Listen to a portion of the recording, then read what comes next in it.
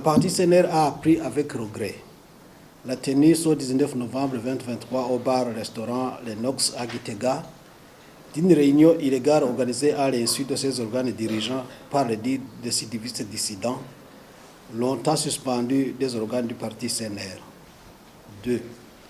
Le parti CNR a en outre été surpris du soutien dont ces dissidents ont bénéficié de la part des forces de l'ordre et de l'administration locale, faisant fi de la décision injuste et arbitraire du ministre de l'Intérieur, du développement communautaire et de la sécurité publique,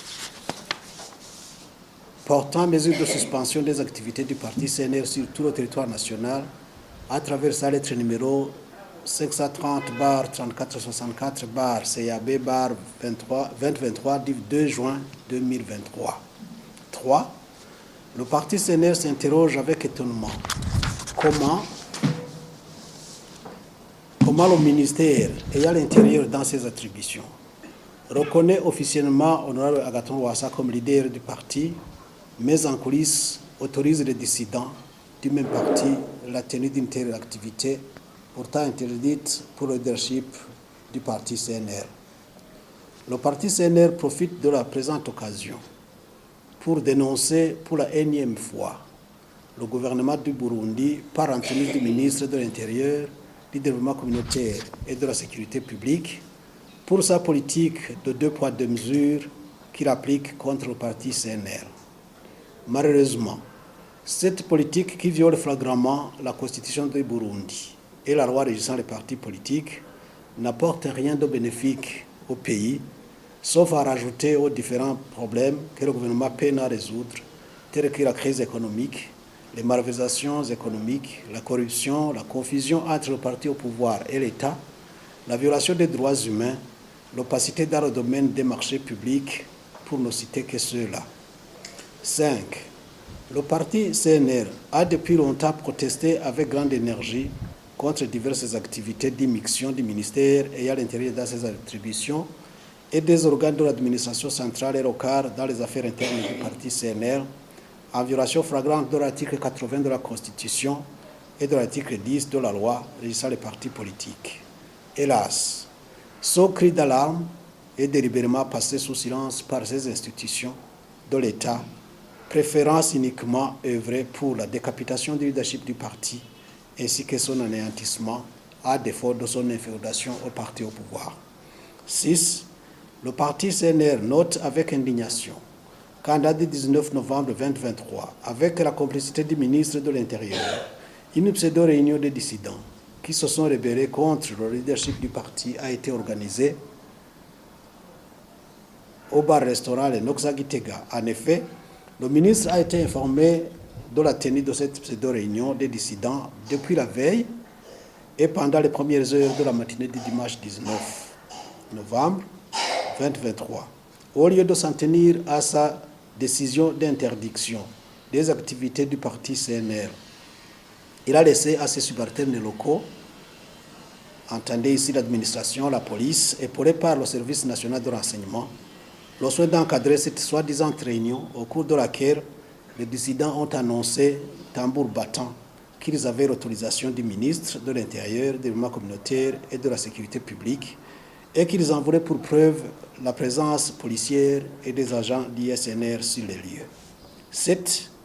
De plus, au regard des textes normatifs du parti CNR, la nature de la pseudo-réunion ainsi que les titres et qualités des responsables de la dite réunion et des participants sont toujours inconnus. Partant, le parti CNR se doit de se poser la question de savoir à quoi riment ces manœuvres des dissidents et l'attitude du ministère de l'Intérieur à leur égard. 8. Face à cette situation, le parti CNR demande ce qui suit. 1. Au ministre de l'Intérieur, du développement communautaire et de la sécurité publique de lever les sanctions arbitraires et injustes prises à l'encontre du parti CNR parce que la Constitution du Burundi, en son article 75, dispose que le multipartisme est reconnu en République du Burundi et que de surcroît, en son article 18, alinéa 2, le gouvernement respecte la séparation des pouvoirs, la primauté du droit et les principes de bonne gouvernance et de transparence dans la conduite des affaires publiques. Il est aberrant que le ministre ayant l'intérieur dans ses attributions, donc membre du pouvoir exécutif, s'arroge le droit d'empiéter sur les compétences de la Chambre administrative de la Cour suprême en proclamant la nullité qui est normalement, la Cour suprême étant normalement relevant du pouvoir judiciaire, en proclamant la nullité des actes des congrès organisés par le parti CNR conformément à l'article 64 de la loi régissant les partis politiques. De surcroît, les 10 actes ne sont contraires à aucune loi burundaise pour qu'ils soient frappés de nullité. Nous rappelons en fin de compte que là où il n'y a pas de séparation véritable de pouvoir, on ne peut pas parler ni de bonne gouvernance, ni d'état de droit. De plus, le parti CNR réclame d'être rétabli dans ses droits, car la suspension de ses activités depuis le 2 juin 2023 par l'autorité ministérielle n'a aucun sens, dès lors que le parti CNR n'a enfreint aucune loi de la République burundaise et n'a causé aucun trouble à l'ordre public. La prévention qu'avance le ministre de l'Intérieur comme justification de ces mesures injustes n'est que pure hallucination. 2. Ozinyangamugayo, membre du parti CNR, de rester toujours serein et calme tout en œuvrant à la jouissance de leurs droits consacrés par la Constitution burundaise. 3. Aux dissidents, le parti CNR lance encore une fois un appel vibrant à revenir à la raison en cessant leur attitude d'insubordination et de rébellion. 4. Aux confessions religieuses et à la société civile d'intercéder sans relâche auprès des autorités du pays afin d'obtenir la levée des sanctions arbitraires et injustes infligées au parti CNR par le ministre ayant l'intérieur dans ses attributions. 5.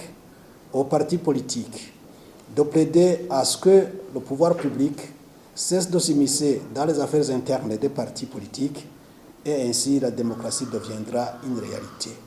Et c'est à ce prix-là que l'espace politique pourra être garanti pour les différents acteurs. Enfin, à la communauté internationale de continuer à suivre de près la situation de la gouvernance et celle des droits de l'homme à l'approche des élections législatives de 2025.